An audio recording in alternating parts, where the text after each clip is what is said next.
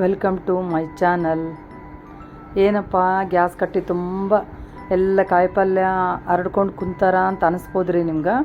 ಇವತ್ತು ಬೆಳಗ್ಗೆ ಮಾರ್ಕೆಟಿಗೆ ಹೋಗಿದ್ದೆ ರೀ ನಾನು.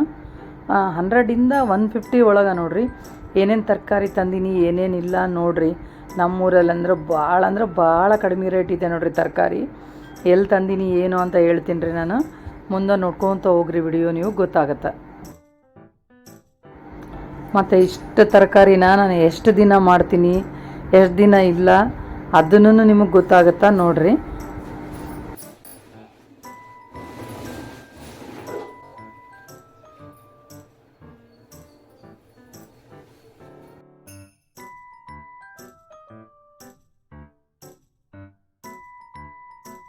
ಎಲ್ಲ ಕಾಯಿ ಪಲ್ಯ ಕಡಿಮೆ ರೇಟ್ ಇದ್ದಾವೆ ನೋಡ್ರಿ ನಮ್ಮೂರಾಗಿನ್ನು.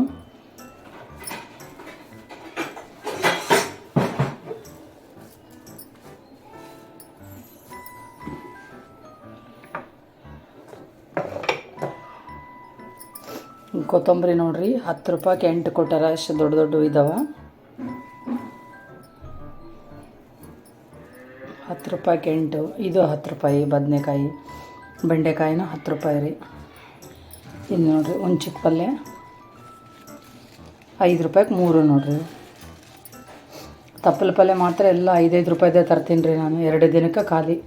ಇವತ್ತು ಮತ್ತು ನಾಳೆ ಮಾಡಿದರೆ ಇದಿಷ್ಟು ಕಾಯಿ ಪಲ್ಯ ಖಾಲಿ ಆಗುತ್ತೆ ನೋಡ್ರಿ. ಮೆಂತ್ಯ ಪಲ್ಯ ಇದು 10 ರೂಪಾಯಿಗೆ 8 ರೀ. ಸಬ್ಬಸ್ಗಿ ನೋಡ್ರಿ 5 ರೂಪಾಯಿಗೆ 3. ಪಾಲಕ್ ನೋಡ್ರಿ ಇಷ್ಟು ದೊಡ್ಡ ದೊಡ್ಡ ಕಟ್ಟಿದ್ದಾವ. 5 ರೂಪಾಯಿಗೆ 4. ಇದು 5 ರೂಪಾಯಿ ನೋಡ್ರಿ. 1 ರೂಪಾಯಿಗೆ 1 ಮೂಲಂಗಿ. 2 ಸುಮ್ಮನೆ ರೊಟ್ಟಿಗೆ ತಿನ್ನಕ್ಕಂತ ತಂದೀನಿ ರೀ. ಪಲ್ಯ ತಿನ್ನಂಗಿಲ್ಲ ಹುಡುಗರು ಮಾಡಿದ್ರೂ, ಹೀಗಾಗಿ 2 ತಂದೀನಿ. 2 ರೂಪಾಯಿ. ಇದು 10 ರೂಪಾಯಿ. ಚೌಳೆಕಾಯಿನೂ 10 ರೂಪಾಯಿ. ಮೆಣಸಿನ್ಕಾಯಿ ಇದು 20 ರೂಪಾಯಿ ನೋಡ್ರಿ. ಇದಿಷ್ಟು ಒಂದು ಅರ್ಧ kg ಮೇಲೆ ಇರ್ಬೋದೇನೋ ಅನ್ನಿಸ್ತದ. ಎಲೆ ಪೂಜಕ್ಕೆ ನಾಳೆ ಶುಕ್ರವಾರ ಅಲ್ಲ. 5 ರೂಪಾಯಿದು ಎಲೆ. ಇಷ್ಟು ನೋಡ್ರಿ ನಮ್ಮದು ಕಾಯಿ ಪಲ್ಯ. ಎಷ್ಟು 10, 20, 40, 50, 60, 70, 75, 80, 90. ಇದು 20 ರೂಪಾಯಿ ನಿಂಬೆಹಣ್ಣು. 110. ಇದು ಒಂದು 10 ರೂಪಾಯಿ. 120. ಒಂದು 2 ರೂಪಾಯಿದ್ದು. ಇದು 122. 5 ರೂಪಾಯಿದ್ದು ಇದು ರೀ ಎಲೆ.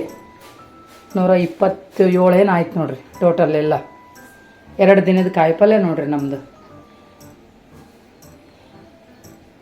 ಎಷ್ಟು ಕಡಿಮೆ ರೇಟ್ ಇದೆ ನೋಡ್ರಿ.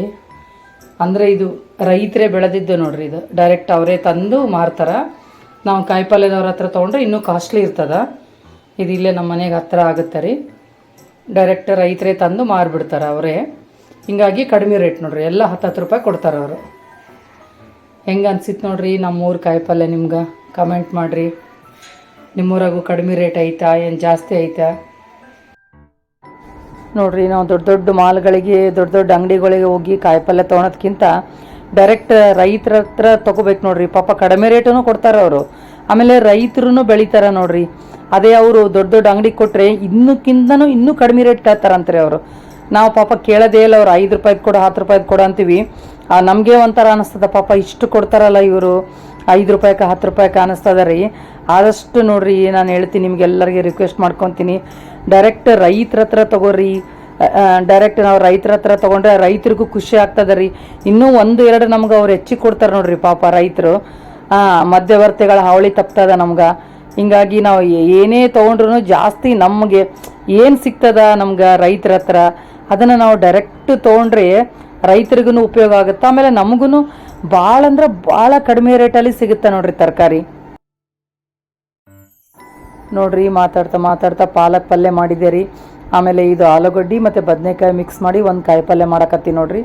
ಇದ್ರ ಜೊತೆಗೆ ಮೆಂತ್ಯ ಪಲ್ಯ ಮತ್ತು ಪಾಲಕ್ ಪಲ್ಯ ಹಾಕ್ಬೇಕ್ರಿ. ಭಾರಿ ಟೇಸ್ಟ್ ಆಗುತ್ತೆ ನೋಡ್ರಿ ಇದು ಕಾಯಿ ಪಲ್ಯ. ಒಂದ್ಸತಿ ಯಾವಾಗಲಾದರೂ ತೋರಿಸ್ತೀನಿ, ಟ್ರೈ ಮಾಡಿರಿ.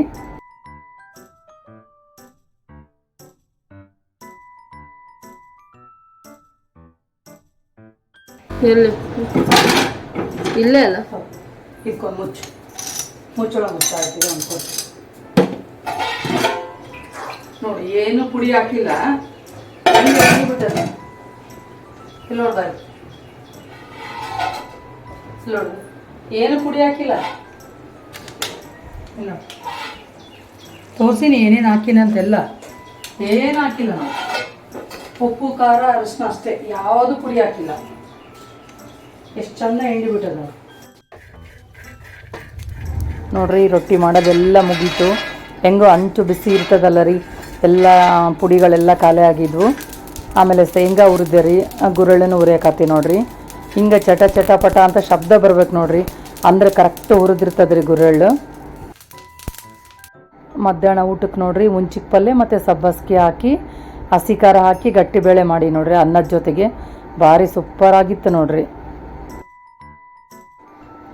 ಇಲ್ಲಿ ನೋಡ್ರಿ ಮನೆ ಎಲ್ಲ ಕ್ಲೀನ್ ಮಾಡ್ಕೊಳಕತ್ತೀನಿ ರೀ. ಒಂದು 2-3 ದಿನ ಆಯಿತು ನೋಡ್ರಿ, ಎಲ್ಲ ಕಂಪ್ಲೀಟ್ ಆಯಿತು. ಆಮೇಲೆ ಕಿರಾಣಿ ಎಲ್ಲ ಖಾಲಿ ಆಗಿತ್ತು ರೀ, ಪಾತ್ರೆ ಎಲ್ಲ ತೊಳೆದು ಕೊಟ್ಟಾಳ್ರಿ ನಮ್ಮ ಕೆಲಸದಾಕಿ. ನಾನು ಸ್ವಲ್ಪ ಹೆಲ್ಪ್ ಮಾಡೀನಿ ರೀ ಆಕೆಗೆ. ಆಮೇಲೆ ಬಟ್ಟೆನೂ ಎಲ್ಲ ಭಾಳ ಇದ್ದವು ರೀ, ಬೆಡ್ಶೀಟ್ಸು ಅವು ಎಲ್ಲ ಸ್ವಲ್ಪ ಹೆಲ್ಪ್ ಮಾಡಿದ್ದೆ ರೀ. ನಾನು ಸ್ವಲ್ಪ ಮಿಷನ್ನಿಗೆ ಹಾಕಿದ್ದೆ. ಅಡುಗೆ ಮನೆ ನೋಡ್ರಿ ಎಷ್ಟು ಕ್ಲೀನ್ ಮಾಡಿದ್ರು ನಮ್ಗೆ ಸಮಾಧಾನೇ ಇರಲ್ಲ ಹೆಣ್ಮಕ್ಳಿಗೆ.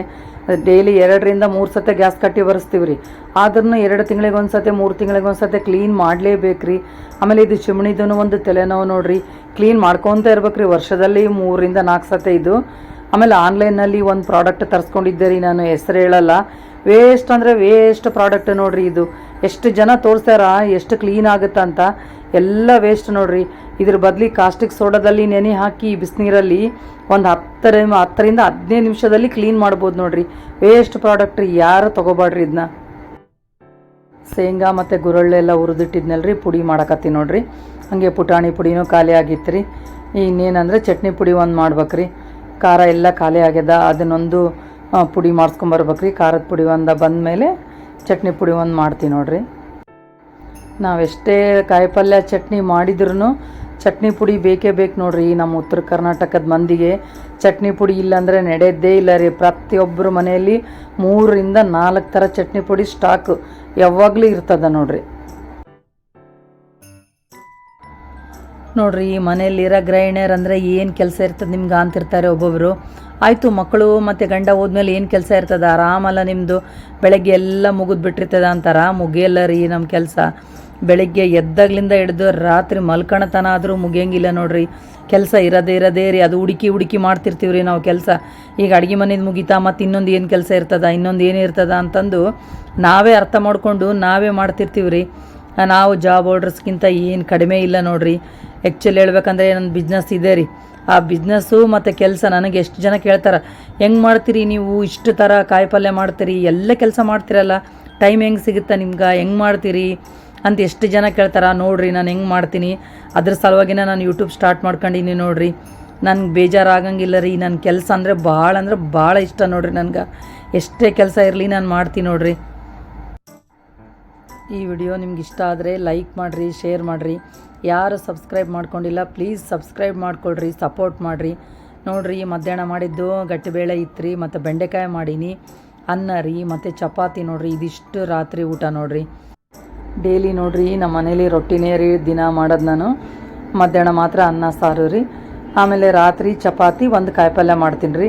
ಮತ್ತು ಅಮಾವಾಸ್ಯೆ ಹುಣ್ಣಿಮೆ ದಿನ ಮಾಡಲ್ಲ ರೀ ರೊಟ್ಟಿ. ಮತ್ತು ಸಂಡೇ ನಾಷ್ಟ ಮಾಡ್ತೀನಿ ರೀ ನಾನು. ಮತ್ತು ಯಾವಾಗಲಾದರೂ ಬೇಜಾರಾಯಿತು ಅಂದರೆ ರಾತ್ರಿ ಒಂದೊಂದು ಸತಿ ಟಿಫಿನ್ ಮಾಡಿಬಿಡ್ತೀನಿ ರೀ. ಹೆಂಗಿತ್ತು ನೋಡಿರಿ ನಮ್ಮದು ಡೈಲಿ ರೋಟೀನು.